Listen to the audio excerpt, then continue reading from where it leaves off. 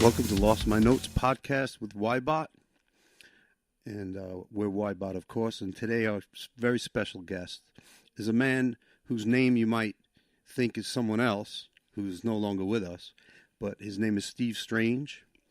He is one of the founders of X-Ray Touring, which is one of the biggest music booking agencies in the world. But more importantly to us as a band, and we know Steve personally, and we know that he's a musician. And we want to know about Steve Strange, the musician. I'm sure it'll be connected to his current or his main calling in life, which is entertainment and booking. But we want to know about Steve the musician, and we're here with Steve Strange. Welcome to the show. And we're going to find out all about you as the musician today, rather than you talking about numbers and business and booking and all this other business crap. You be a musician with us today, and we're happy to have you. Well, thank you very much indeed. So, what's your first musical memory? What's the first thing you remember about music when you were a kid? Well, I grew up in Northern Ireland. I grew up in in a place called Carrickfergus outside Belfast. My first musical memories was, things like Elvis Presley, who was around in it. And, it's embarrassing to say, but I was a kid at the time, so the Bay City Rollers. Sorry, I laughed. But, they were huge in 1975 and 1976, and, you couldn't have avoided them if you tried. Bands like The Sweet, bands like... I never really discovered more serious music until later, Things like, I never got an opportunity to hear things like... Neil Young or things like Peter Frampton or anything of that nature. I'm a huge fan of a lot of the early 70s, late 60s, early 70s acts now. As I grew up and discovered them, like Pink Floyd is one of my favorite bands of all time, but Led Zeppelin is well and truly in there as well. And was anyone in your family in music or a musician or anything? Not really. I was, I didn't have any brothers and sisters, so I was an only child. So I didn't have any other, any other sort of brothers or sisters to rub off. But no, not essentially. No, So, but a lot of my friends, like at school and whatever else, we were all starting to, appreciate music. When we were probably, property around sort of 12, 13 years old. And, and then, the thoughts and designs of becoming musicians or forming a band or whatever, I think with a lot of kids of that age, come to light. And, two or three of us followed it through, and, we actually got instruments, and were very terrible at them for a little while, and then got better. I got lessons from another well-known drummer. Throughout he was the drummer out of a band called Taste, which Taste were a big band in the late 60s with Rory Gallagher and whatever else in the band. Yeah. So he was He was a great drummer and a tremendous tuner as well. Ted McKenna? No. Ted McKenna's the bass player. The bass player was called Charlie McCracken. Right. Ted McKenna came from the sensational Alex Harvey band. That's it. Yeah. Great drummer. I actually seen him play live. I loved the Alex. Yeah. So how did was your first band Boys Brigade? Was that no? In the Boys Brigade is like it's like the Scouts. It's I see. So and basically they had a marching band. Oh, okay. So that's where I sort of that's where I started. That's where I decided I wanted to be a drummer. What gave you your first chops? Yeah, and I got to learn my rudiments and whatever else as a drummer, on the side drum, right, which helped, You know, obviously yeah, that got me kicking. You know, and then after that, you know, my father bought me a rather small and cheap kit just to see whether I wasn't gonna, you know, throw it away or leave it sitting in the gather dust. Right. You know, at some point. So I ended up pursuing it and enjoyed it and took it from there. Really, this might be boring, but do you remember what the drum kit was? I do. It was a little Premier Olympic drum kit. Nice. You know, a little. It was a second-hand kit. You know, I can't even remember how much it cost now. Very little, anyway, in monetary terms. You know, but it's still got me started. You know, and as I say, I had already been playing, you know, side drum in this. You mean snare drum in the marching band? Yeah. So that sort of gave me a good start to this. You know, and you know the rest was just learning how to play the actual kit, you know, the creating rhythms and whatever else. So it was. So your first band, or like the first group you can call like a band, who was that, and how did it form, and who was in it? Well, we went.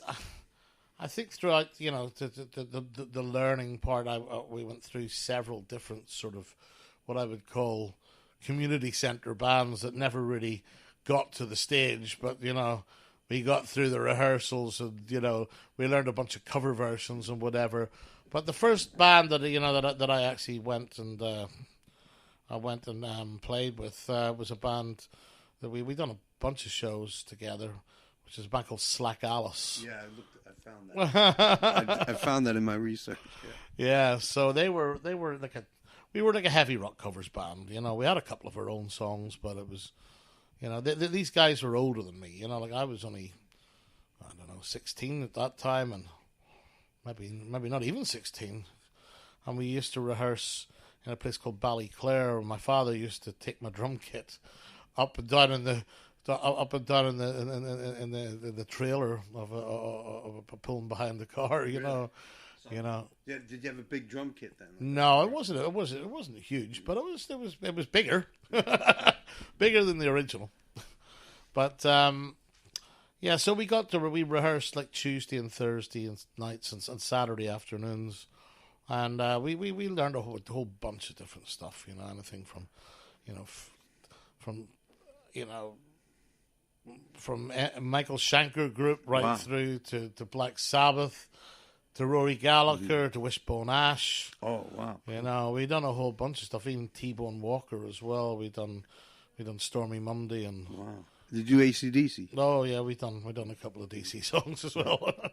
It would be rude not to. With your parents' generation and just like the adults that were say 10 years older than you guys. What did they get rock at that in your area, or was it just very much your generation with the kids? I think that, there was a few older people, you know, like a lot. You know, we had a fairly sizable biker community around our area, and a lot of some of those guys were, you know, in their sort of mid to late 30s, 40s. You know, everyone seemed a lot older whenever you're 16. You know what I mean?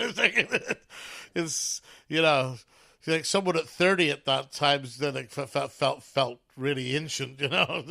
So it's hard to actually, you know. But yeah, there was older people that was definitely had come through, you know, the more the 70s rather than the 80s, you know, that was listening to rock music. And I actually, you know, promoted a few shows around the time that I was playing as well. So, you know, you got to see the complete, you know, age demographic of what comes through, and you know, we were, you know, it was a very enjoyable time. Did you promote your own shows when you So mainly, yeah, you know, we you know, I promote, you know, like it's in those days, you know, like you had different venues that had you know, that ran rock nights or whatever, so you would go and play, you know, where people were used every Friday to go turning up because it was a rock night and they had various different bands. And yeah, but you used to, it was left to you to go around and put up the posters and whatever else. Sometimes you would do, like, if the venue was 50 miles away or something, you would just send them the posters and they would do it themselves. But yeah, no, there was little communities in different towns. Like if it would be, say, somewhere like Dungannon, there would be like a whole satellite city or satellite towns that would come to the shows, because like rock music was, like hard rock music especially, like it was a specialist sort of thing. It wasn't like so whenever other fellow or like-minded musical listeners would find out about a certain night that was on every Friday, a lot of them just started to gravitate towards that on a Friday night because it gives them something to do, and and there were some decent local bands as well that could play well. So I think it's the same today. Like when we played in smaller places outside of London, they almost have a built-in crowd because there's not much going on in their town. Well, that's true. Yeah, that's very true. Which is nice. And if you look at how you were when you started promoting, is there anything like knowing what you know now? Is there anything you would have said to your younger self of like, oh, this is a a better way of going about it, or what was? I think at the time whenever it was being done, it was a much more traditional approach. You know what I mean? It was before the days of social media. We didn't have any of that. No one had computers in those days. Word of mouth. It was all about street visibility and getting the local newspapers to write about you, or it was a lot more. It was a lot more traditional. In that sense. There was a lot more print media and whatever in those days. Whether it be the local East Antrim Times or the Carrick Advertiser or whatever, you try to get a little piece in there. You'd go and talk to the to the local journalist or whatever who maybe runs a little music column or whatever, and they would do a little bit of a piece on you. What about the record shops? Did they play a role? And record shops. Oh, and just posters and things like that. Like and you would leave a bunch of leaflets at the venue, or whatever. Or if if there was a decent venue, they done their own as well. But they would probably have like a couple of upcoming for the next month or 2 months. Yeah. Whereas we tried to obviously put our own leaflets there that was just specific to what we specific for us. So Slack Alice, how long did that last for you as the drummer? About a year, I think. Oh, right. Yeah. And then I moved into the singer. The band broke up, and me and the singer went and formed another band. And then our bass player followed behind as well. So there was literally three quarters of the next band, but we had 2 guitar players in the next band. So it meant that we could do Thin Lizzy stuff a lot better and whatever else. And what was the next band called? They were called Diablo. Yeah, well, it was we sort of got a little bit more. We were starting to delve into Judas Priest stuff and whatever else in those days. So a bit more complex. Bit more, and like things like Dio and right. A bit more of a bit more modern, but then again, some of the old traditionals. Like we were doing songs by AC/DC, but we were doing stuff like from Dio or Blackfoot or whatever. Oh wow. I'm hearing names of bands I haven't listened to since I was a teenager. Jeez. Well, there you go. Wow. And so that was Diablo, and you were still in Belfast. Still. Oh yeah. There's a few more to go through before we get. Right. But we that was a decent band, and then I went and joined another band. After Diablo sort of split up, the singer moved away, so the band sort of fell apart in the back of that. The lead singers were not the easiest to find. No, not then. No, not now. Especially someone who had a decent high voice, or that could that could sing these sort of songs, Yes. you know. So rock singers were not plentiful on the ground in Northern Ireland. So the next band along after that was a band called Shere Khan, and Shere Khan was that's when it started to, where it started to become a little bit more streamlined. It was, you know, we Was were that like a Jungle Book reference? yeah, it was. It wasn't being thought of the name, but yeah, you're not wrong. Yeah, I heard that name before, and then that's where it's from, right? But that, you know, that band was it was definitely a level up from, you know, the stuff we had been doing previously. And were you still doing mostly covers by then? It was a mixture at that point, you know, like it's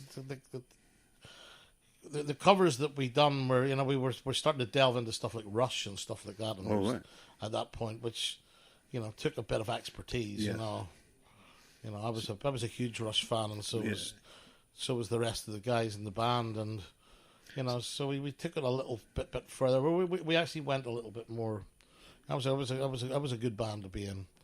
Well, so your chops had to come up at that point. They had to come up, yeah. But then again, you know, like over a period of time, you know, and I was always, I was always practicing. So, you know, luckily, you know, I lived in a house it was detached, so it meant that, you know, as long as I didn't drum too late, you know, I was the neighbors were actually very patient. To tolerate, you know. So I got to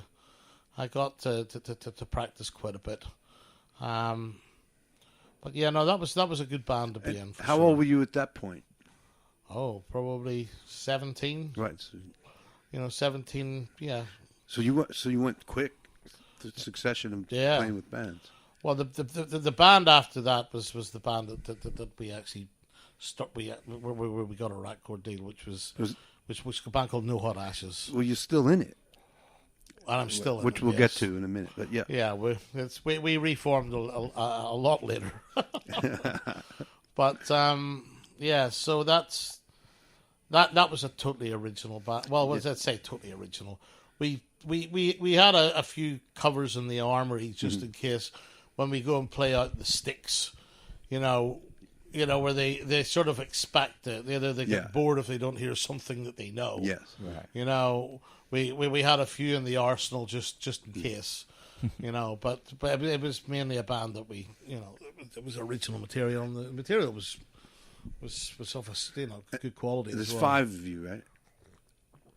Yeah, originally there was 5 of us, which was, you know. And so when you got this deal, did that open the doors for you then, like being able to tour outside and like you really expand out a lot? Right? Well, before we got the deal, you know, the band had already built up quite a following in Northern Ireland and the south of Ireland. Right. You know, we got to a point where we were able to do like 600-700 people. You know, Right. You know, in Belfast, as long as we didn't play too often. You know, Yeah. we could do that twice a year. Yeah. We got good support slots as well. Then when we got to when we, you know, I pursued a bunch. We done what I class as probably the best demo that we had, you know, had done up to date by far. You know, I started attacking the, you know, it was left to me to go and, you know, tackle the record companies or whatever else, and I wanted to do it anyway. So I think we got a lot. There was a lot of tapes, you know, that could just get sent back and never been played at all. Yes.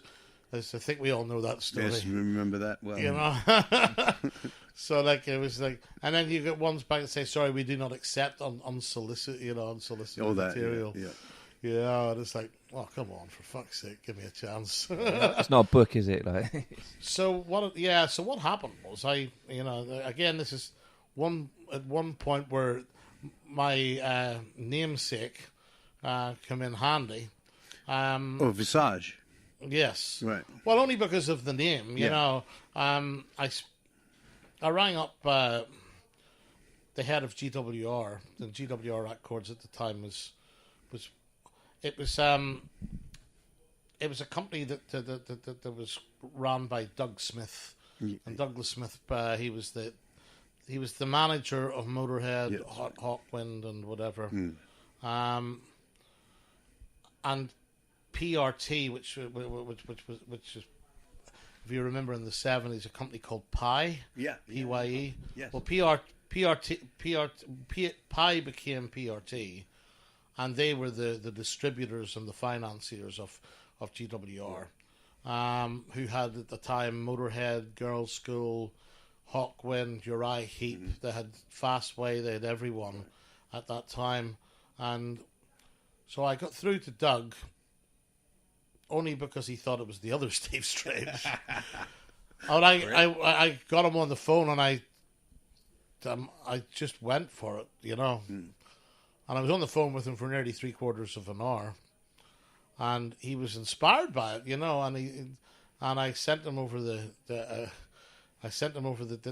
for some reason we had totally eclipsed him from our mail outs, Right. and it hadn't been thought of, and I just happened to be reading in Kerrang magazine an interview on Fastway, which had just come out on their album had just come out in GWR at that point, and it made me think, wow, let's give this a try. So once I spoke to him, I got the material straight off. He called me back 2 days later to say that he had listened to it. He thought it was amazing and wanted to fly myself and one other member of the band across to have a chat. So we walked into this office, armed with a cup of tea, and he sat down. He had just finished smoking his first spliff of the day. I remember you can smell it in the office very clearly. But I thought, well, this is you see, this man definitely is rock and roll, So he turned around and says, "Yes, I want to sign you to GWR." He says, "But I also want to be your manager as well." He was managing one of my favorite bands of all time, which was Motorhead, and And was that how you got introduced to one of the members from Motorhead? Fast Eddie, yeah. Well, yes, of course. Yeah, he was signed, as I say, Fastway was signed to the label, and Eddie went into the studio with us to record the album. He became one of the producers who produced the second part of the album, which was really good. We had a bit of a problem, but unfortunately, throughout the process, we finished off the album. We had a different producer in which we had to replace by Eddie, who made a complete mess of it. But we got it. See, Eddie was brilliant. He was able to salvage, and we redone a lot of parts and whatever. But it became quite an expensive operation at the end. Even in those terms, in that time, it cost about $30,000. Yeah, and that was a lot of money in those days. For any band. So I got to know Eddie through that whole experience, and we moved. By this stage, Doug had moved us across to London. We were all living in Stanmore, and so he sent me over to find a place to live, and I found this apartment above a laundrette in Stanmore. Because the further out we got, the cheaper it became, and we were on a budget here, so. But we managed the whole set, the band and one other, the band, the girlfriend of the guitar player, and our roadie, who was also our sound engineer as well. He came with us, so there were 7 of us living in this place. But it was all right, Listen, we enjoyed the experience, and it didn't feel at the time like we were living on top of each other. It was exciting, but especially back then, you had a deal and you were all together. Yeah, it really was. It was exciting, and so we actually started to tour with a bunch of different bands. We toured with Mama's Boys, we toured with We toured with Magnum. We toured with Blue Oyster Cult. Wow. You know, we done a few bits and pieces. You know, along the way, few shows with Uriah Heep in the day. And was a lot with Girls' School. You know. Was there any particular of those bands that you really enjoyed playing with? I love playing with Magnum because they were big at the time. I love playing with Mama's Boys because, again, they were Irish, the same as us. They were from the north.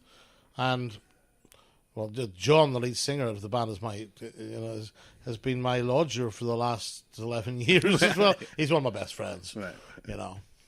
And so it's been a long history, but it was the whole thing was enjoyable. You know, it was great fun. You know, the Girls' School people were really fun. You know, because they were managed by Doug as well. Right. So we were able to go out. We got on really well with those guys, and later on, actually, the last tour that I done with Saxon and Fastway, which we'll come to in a minute. Girls' School were the opening acts on that tour, so it was great to be out on the road with those guys again. There's even after nearly 30 years, it was still enjoyable to be. Well, recently? Yeah, 2 years ago. Oh, right. It was the year before. Fastway's still going? Eddie passed away in January. This was not November past, but the November before. Oh, okay. Yeah, so it was just about a year. Yeah. Year and 3/4, something like that. And you played? Yeah, I done 10 shows. Yeah. Wow. So did you were you playing much before you started practicing for that? I had been because we're sort of going too far forward into the future here, but we was at No Hot Ashes had been I'd been working within the I think we need to go back again. Yeah, I still got questions about your meeting with Doug Smith because we skipped. Yeah. So you go in the. I just want to back up to there. You go in the meeting with your other bandmate, and he's smoking a spliff, and then he wanted to manage you. So was that basically the meeting where it was decided he wanted to manage you? Yep. He took us bring you over, record, and he took us to lunch to celebrate at the Carlton Bridge pub next door. We had about 3 or 4 pints with him, and then we left to fly back to Northern Ireland, where he paid for the flights and everything. So, those sort of things never happened to us at that point. Like this was, wow, someone wants to sign us, and they're going to pay our flights, and they bought us lunch, and 4 pints. So the hard work paid off. Yeah, it was hard work, but it was probably one of the best feelings, the best days of my life, just knowing when that happened. It was a celebration. Wow. It felt like everything that you'd done, and literally you'd got to the point where you just thought no one's going to sign us, and then the last thing that you do, near enough, just works, and it worked well, apart from the only thing that happened, which was a major problem. The week before our album was coming out, the record company went into liquidation. Yeah, PRT fell into liquidation. It wasn't, it was fairly, it was like GWR was only one of its various labels that it worked with and financed, and I think it was, it had ceased to exist. Wow. And so that was, you can only imagine how much of a disappointment that would have been. Yeah. So from that, you'd everything been recorded, mastered, ready to go. Yeah. And then just the label got. Was it printed? Yeah. No. So it was in the box. It was ready to go onto the pretty shelf. Much, yeah. And so what happened after that? Did someone else pick it up or? No.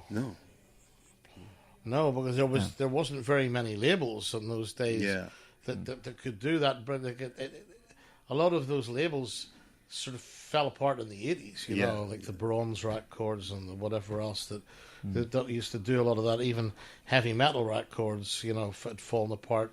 Velvet Revolver, sorry, not Velvet Revolver, FM Revolver had fallen apart.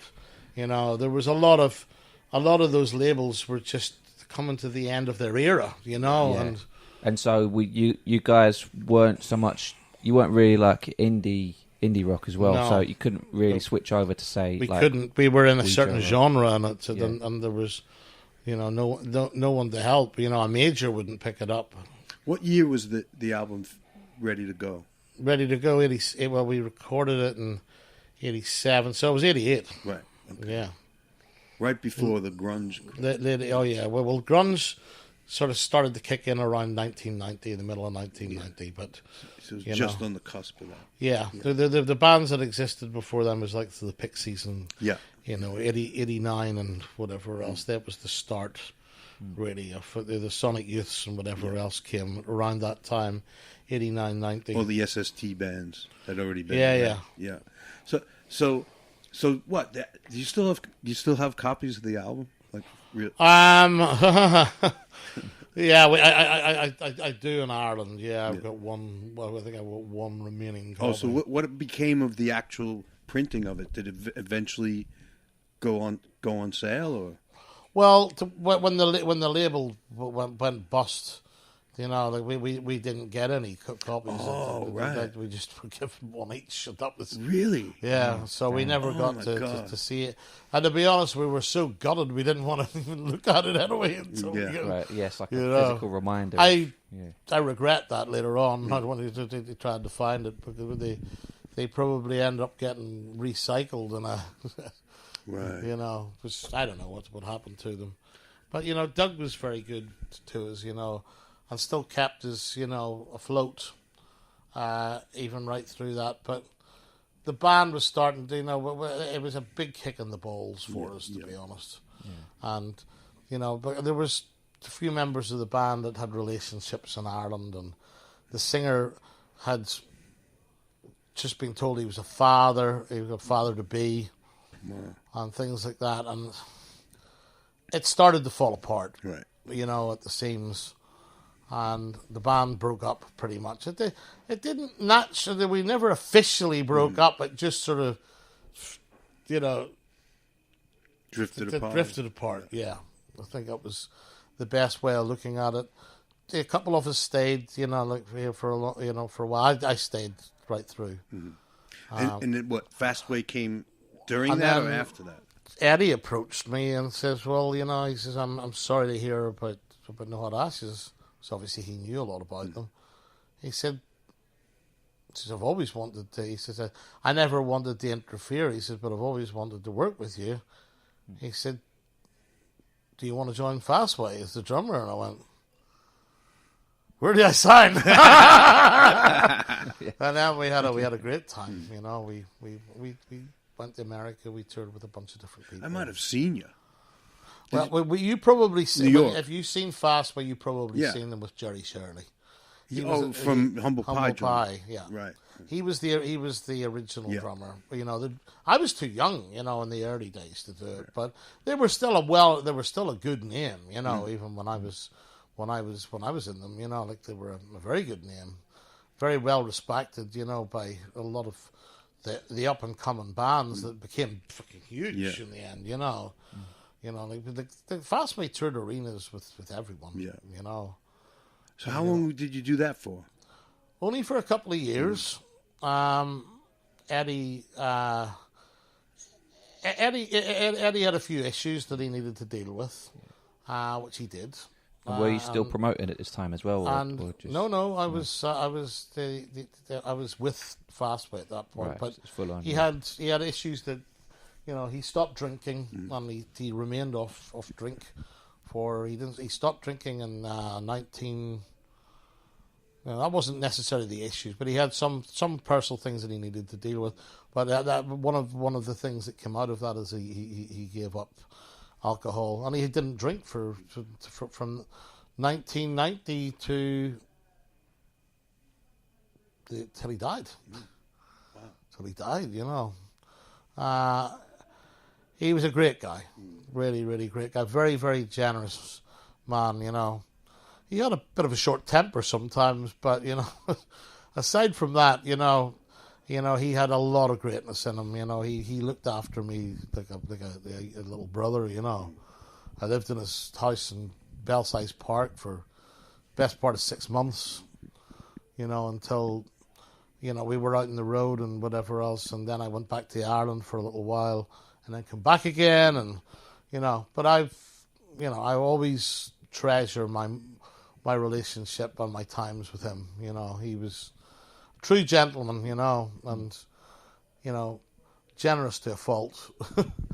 I never had to spend, not that I had any money, but I was never able to spend any because he was just that, And later on in life, when the rules changed for me, I was able to reciprocate that a bit, Yeah, it's great. And we were able to actually go and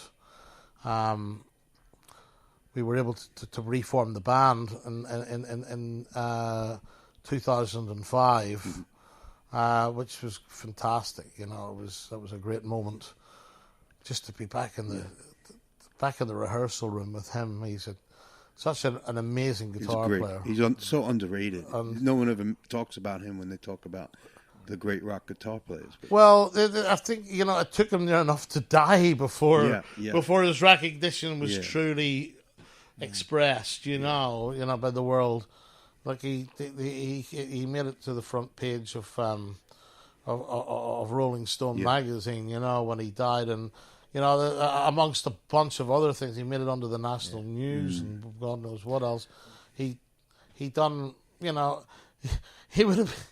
He said, those bastards. He says, it took me to fucking die to get, for anyone to talk about me. And I could hear him now saying it. But, he was just a tremendous person. When we reformed, we'd done a whole bunch of festivals. By that time, I was obviously an established agent. And a lot of the rock festivals really wanted us anyway. It was quite remarkable. I didn't have to do anything. We played Sweden Rock, which is a big. It's a festival that has a lot of traditional classic rock bands. And it's a bit of a people travel from all over Europe to go to it. Well, they paid us at $10,000 and gave us $3,000 towards $3,000 towards the private jet, which we got a private jet. We had to do Donington the next day to do Download, right? And we were playing with Iron Maiden. 2000. No, this was we reformed in 2005, but we didn't actually play until 2006. So you getting ready? Yes, we actually got together in 2005, but it was 2006 by the time. Who was in the band when you reformed in 2005? Was it the same bass player from? We had John McManus, who was the bass player from Mama's Boys. Right. Who was the lead? He was the bass player, lead singer in Mama's Boys, and but he was one of my best friends anyway. So the original bass player used to be in Taste, a guy called Richie McCracken, who I mentioned before. Charlie McCracken, sorry. Charlie McCracken, who was in Taste with my old drum tutor. So he was the original bass player, but John took over. And John had a great voice as well. So we brought in a different lead singer in the form of Toby Jepson, who was the lead singer in Little Angels. And Little Angels had 2 #1 albums in this country. They were a big band. In the 80s, in 89 and 90, they were a big band. They headlined 2 nights at Hammersmith Apollo and sold them out in the day. So to have him come in as a singer, and he had such an incredible range as well, great voice, very bluesy, great, it really worked. So did the Fastway reunion went over quite big? Brilliant, yeah. And I imagine Motorhead fans would be built in, a lot of them. Yeah? Without a doubt. Yeah. We got to go to Japan as well. We got to play with Aerosmith in Hyde Park. Wow. We got to play with Iron Maiden in about 2 or 3 different places in Europe. We've done 2 Sweden Rocks. We've done Grass Pop in Belgium. We played Wacken which is a heavy rock festival in Germany. So yeah, we got to play quite a bit, and then we got to go to Japan because Fastway had never been to Japan, and actually neither had Fast Eddie. Right. Even in Motorhead in the day, they never got to go to Japan, and that when he was in the band, and that was their class, their highest point, you know. Yeah. So there was a real wealth and want for him to go there for all of those years. So we went and played Loud Park Festival with Heaven and Hell, which is basically Black Sabbath with Ronnie James Dio singing, which was part of that. Vinny Appice, who I actually manage these days. Oh, do you? Yeah, as part of Last in Line, which is the Dio. It's basically Dio's band without Dio, right? You know. But yeah, no, I know Vinny very well. He's a great drummer as well. And from the era when you were playing with them live, what do you have like 3 favourite tracks that you really love playing with Fastway? Oh yes. I can tell you now. Misunderstood. Yeah. Heft, which was an incredible song, and Feel Me, Touch Me. They were my 3 favourites. But there was others that I loved as well. You know, there was. Yeah. They you know, the crafts of those songs were great. You know, there were before, a lot of them were before my time. In fact, all of them, apart from one, were before my time. But those songs and the first 2 albums, the first Fastway album sold 1 million albums. You know, it was a big record. It's huge, yeah. You know. Did you record with them? Did you go in the studio? I play no, because I'll tell you what happened. They never. It's a shame, really. I was on tour with Coldplay, and we had a lot of stuff coming up with Coldplay whenever they made the Eat Dog Eat album with Toby, and I just could not find the time, so they had to get another drummer in to do it. A big regret of mine for the rest of my life, but there you go. Okay, my day job had to come first, and you know I couldn't afford to take 3 or 4 weeks. You know, like even my part alone, it would have taken at least a week's rehearsal to go in there and learn the parts, and at least another 2 weeks. For recording the thing. So with pre-production and just doing my part, I didn't have that time whenever they needed to do it. Yeah. So I had to officially bow out of that. And on the original time, you know, I basically, they had just made the album. Yeah. So I was going. They had just made the album that of the band that I joined. So I missed out on recording that album as well. So Jerry Shirley, did he leave or? Oh, he left the band after the 3rd album. Right. So he didn't last that long. They had another Irish drummer, who I cannot remember the name of after that. He was part of the original lead singer Dave King's original band before he joined Fastway. Right. So he dragged him in, but that didn't work. So yeah, no, it was a great band to play in. I have to say, I've got great memories of it. You know, there's some nice documentation of it on YouTube. Yeah, I watched a bit. Yeah, yeah, I did watch. You know, some things that I wish, like the best gig that we ever played, and I've got footage of it, but it's private footage. It just wasn't captured. It was from the side of the stage, and it's just not good enough to put up. Yeah. But I just really wish that we had captured that Aerosmith show at Hyde Park. Wow. Because we were on fire that day. We had literally, you know, we had just played so many shows in a row.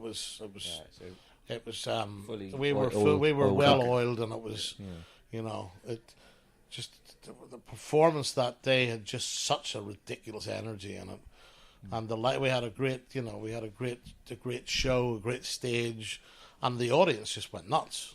Were you on the same stage that Aerosmith would be on later? No, we played the second stage, but it was like we had 12 to 15,000 people watching them. So it was amazing. And we had a full light show as well, you know. And the guy we paid the house guy. I remember giving them 30 quid just to help us. And my God, did he! I gave him another 20 after we finished because it was just so good. What the sound? We had our own sound engineer, which he had done. Oh, just about everyone. You know, we're very lucky with sound engineers over the years. But the lighting guy, who was actually the house light guy, we paid him. But he just done such an amazing job. I felt it would be rude not to pay him a bit more after just after. It was incredible. You know, he's done an amazing job. So that was Fastway 2007 to 2000. Yeah, we kept it going for 2 full summers, and then and also Japan as well, which was a festival. And then we took a break for a while. Again, it was more work. Or we just drifted. Again, we drifted apart for a little bit. We didn't, no one fell out with each other. It was just, it just wasn't, it wasn't the right time. Eddie was doing other things, and then they went in to make that Eat Dog Eat album, which I couldn't do, and then they couldn't tour it because and Toby had went out and done a reformation of Little Angels, and then we regrouped because Biff Byford from Saxon, who was a friend of all of ours, and I booked Saxon anyway. He said, "Why not reform Fastway, put the band together again, and come and do our UK tour?" Well, and that was more recent. That was, November, a year and a half ago. So 2016. 2016. Wow. So we went back we rehearsed. We rehearsed for 2 weeks. But 2 to 3 days a week, and it didn't take us long to get the energy back. Because I was rehearsing in the house with John, the bass player, because we just rehearsed in your house? In my house, yeah. In London? No, we didn't rehearse the full band there. Just me. I've got V drums in my house. Okay, right. So and John would play along with me, and we just played to the albums that we were doing, and so we got to do that again, and that was incredible as well, because after 10 shows again, you're on fire, even though it was 10 years later, 10 years older, it was 10 years more painful. Yeah. Oh yeah. But it's you have to do what you have to do. But I loved it. It was great. We only played 40 minutes. We played for 40 minutes, and Girls School were on before us as well. Oh, and then Eddie, because Lemmy had died the year before. Yes. Eddie got up and played Ace of Spades. Saxon played Ace of Spades, and Eddie would get up and play guitar with them, to celebrate this, Lemmy's memory, because they were all big friends with Motorhead and Saxon they're joined at the hip together. They come up, their rise together as bands came at the same time. They toured with each other.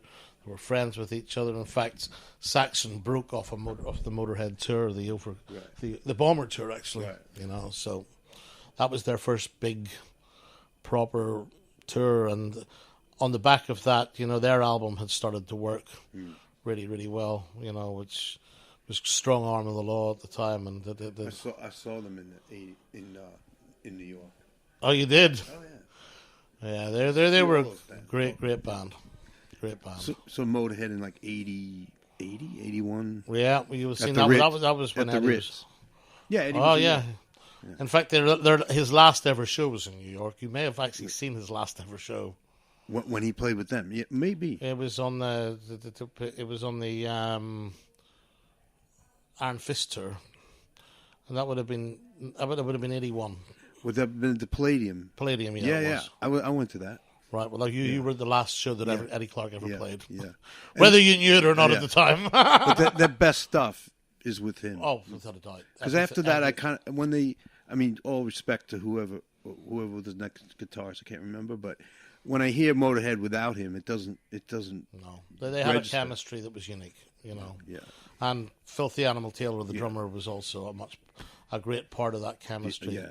Because he had a sort of a Keith Moon quality, He was like it was an extension of his madness. Yes. The drums, I would watch him and think he's gonna pass out any second. Oh yeah, and he never does. No. He just leaned over to the side and took a big whopping line of speed and carried on. As you do that back then. Yeah, well, that was part of the drill on the Motorhead camp for sure. Sometimes apparently Eddie would say that the songs get so fast at times that they thought that they were going to roll off the cliff. They were so much faster than the album. You'd go see them play, and that was part of the the gig would be greatness. over in half an hour. That was part of the greatness of them as well, They were the fastest band in the world at the time by far, Till Bad Brains came along. Yeah. And the Ramones were before. So, Was there any bands or musicians that you would listen to? Just you didn't really like maybe you didn't like the music as a whole, but there was like one instrument, say the drums, that he was like, oh, that's blowing my mind away. Like, is there any bands where like, yeah, you were like, oh, I don't really like the band themselves, but the drummer, just knocking my head off. Like. I don't know. There must have been things throughout the years. I remember when. I just tried to think. Missing Persons, was a band. Bozio. You were with Terry Bozzio as a drummer, And Warren Cucurullo was a great guitar player, but I don't think I didn't appreciate it at the time because, it was either a distortion pedal or nothing for me at that time. It was strange. Like Bozzio went from playing the Black Page to doing pop music. Yeah, it was quite. Oh yeah, shock no, to me. he was an all rounder, as they say. Yeah. Missing Persons.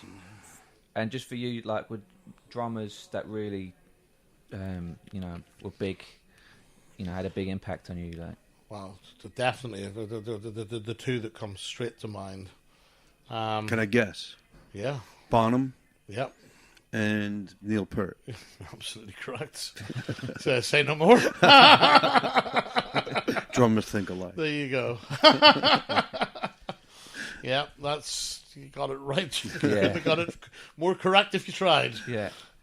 It's pretty much. If you must have done, you must have done a lot of jams in your time as well.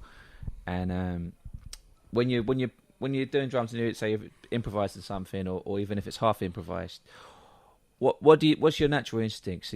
Are you likely to just like hammer it down on the toms or go? I like to play for the song. Yeah. It's as simple as that, really. It's not. You don't play for your ego. You play for what the song requires. Yeah. And if that's why I always loved Phil Rudd from AC/DC. Because he technically probably could do a hell of a lot more, but he played for the song. Yeah. He played for the groove. Yeah. And and everything that he has in those songs are everything that they need. And if there was any more in there, it would just become cluttered. Yeah.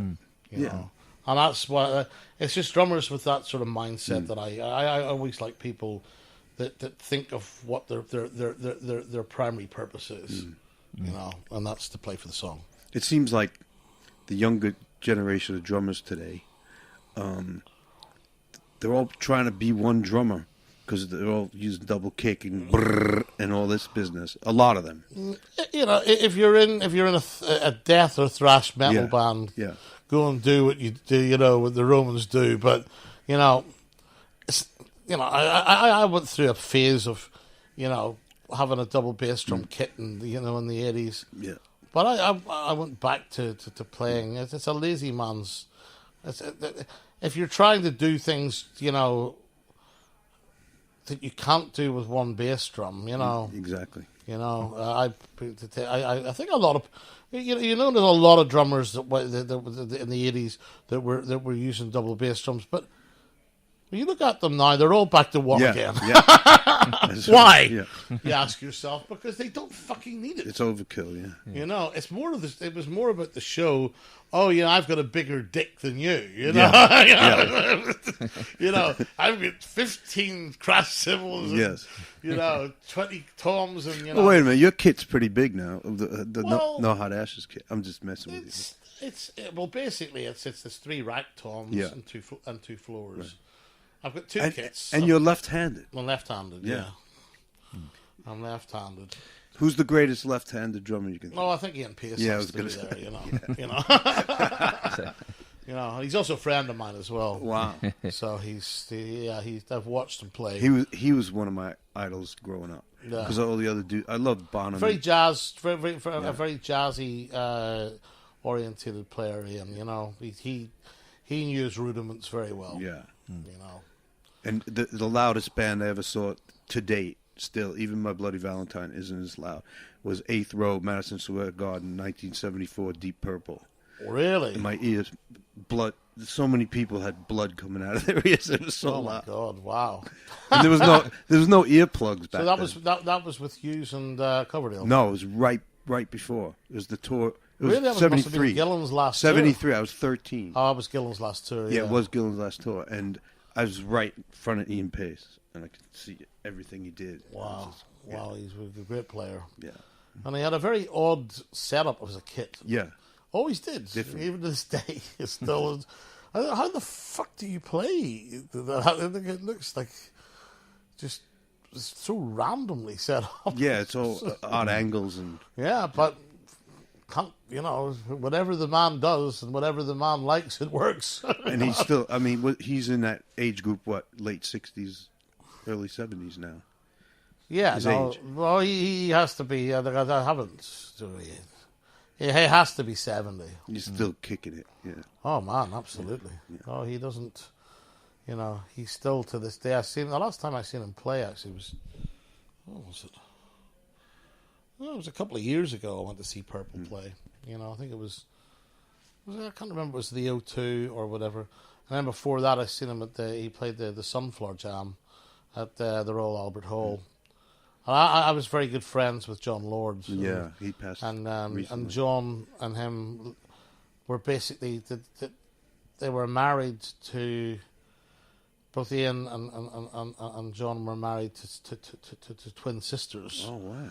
So they were actually brother-in-laws of each other as well. Married to the band and the sisters. Yeah, it was a crazy relationship. Wow. But That means there could have been some potential mishaps there as well. You know, like it Twin goes magic. the wrong way. it could have went badly wrong. Yeah. The thing is, you know, like John was such a gentleman, you know, and Ian's a lovely man too. Different character than John, you know, but John was so laid back and so great, you know. So left-handed drummers, to me, it's like another instrument. Oh yeah. Because I've set up lefty, and I play like a kid. Like because my brain doesn't. I'm not ambidextrous, so it's like you're playing like a child again. There was another drummer. I actually got up and played. There was this heavy rock band called Winger. Yeah, you know, and their drummer, whose name will escape me. I got up and played drums on 2 songs with them one night, and I said, well, no, I can't get up and play it because I'm left-handed. He said, Rod Morgenstein. He used to be the drummer in the Dixie Dregs as well. Great, brilliant player. Brilliant. He says, no, he says, we know that. He says, but I'm left-handed as well, so you're getting up. And he plays right. He got up and played tambourine beside me. I felt ridiculous, but yeah, it worked. Yeah, we done Helter Skelter by the Beatles, and one of their songs, which was which one do you think you know best? And I went, that's a hard one. All of them. No, in fact, which one do you know least? You know, we said all of them. You know, but no, it was funny. You know, well, yeah, we played Islington on 2 songs at Islington Academy with them. But I knew Kip, Kip Winger. Yeah, I knew him quite well. You know, from America, and but I didn't expect that. So Steve, So, just one more thing about your current career. When we bumped into you at my Bloody Valentine gig, Yes. When we were talking to you, and you said you just played, and that was No Hot Ashes. That was right? No Hot Recent. Ashes at Ramblin' Man at that stage. No, hold on. We hadn't played Ramblin' Man at that point. I just played at Download with No Hot Ashes. We actually from the No Hot Ashes thing. When we reformed, we've done a lot of shows since that. A lot of festivals. We've toured with just about everyone from the Scorpions to we toured with FM throughout Europe. Or sorry, without the UK.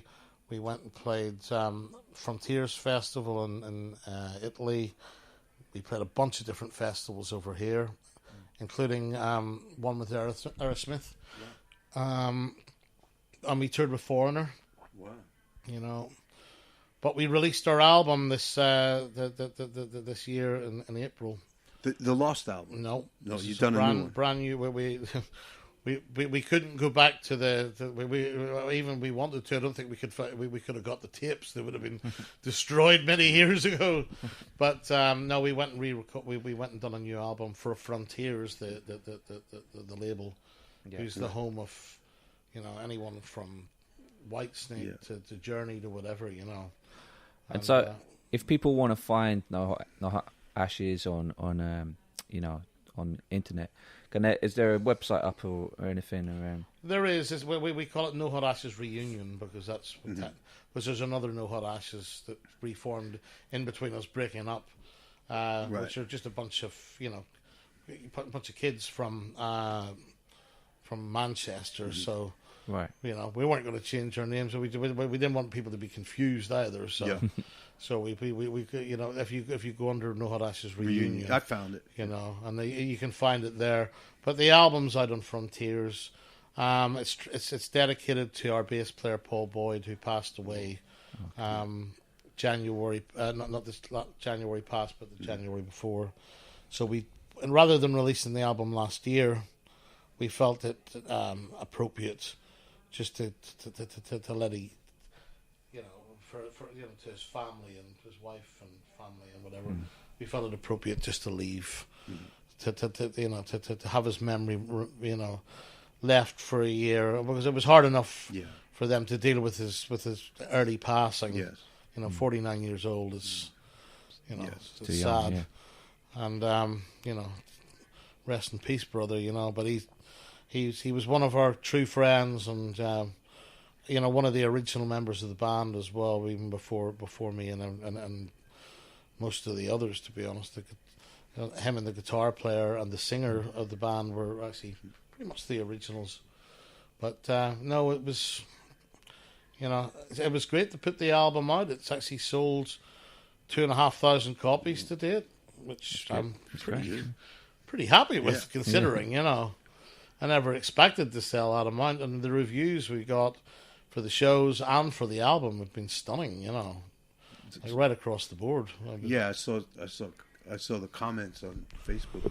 Yeah, we got a lot of all the major metal magazines in the UK and many throughout Europe and South America, and even Southeast Asia. Because Frontiers is a global label. Yeah, right. So they got that. It was released worldwide. We got some great reviews in America. Great. A lot of them are, blogs and whatever, or online magazines, that concentrate in that in the more melodic rock genre. The sort of things that like the Whitesnakes and whatever else would be reviewed in. But, hey, review's a review. Exactly. Yeah. I'm not complaining. No, it's great that after the way it ended all those years ago, that to have this to come back and then really put it out there even after all the things that happened, and then to have it the success and the feedback like that is it must be amazing. It's quite funny because my cousin, who's the keyboard player in the band, was actually one of the first 3 people that I ever played with right at the very beginning. Because we were brought up near enough as brothers rather than cousins. Because I was to say I was from a state, and I was an only child, and his brother was way older than him, so we were sort of paired together, you know. And we both learned. He started off as a bass player for the first 3 or 4 bands that I was in, and then turned into a keyboard player because he was made to play piano when he was a kid. And he, much as he hated it at the time, he became a grade 4 piano player at the time, and it stood him in great stead later on. He thought, well, maybe I am pleased about that now. So, he's a great keyboard player. So we weren't aware that. Well, we know that you're still a drummer and you still play. That you're this active now with who you are in proximity to who you are in the music industry.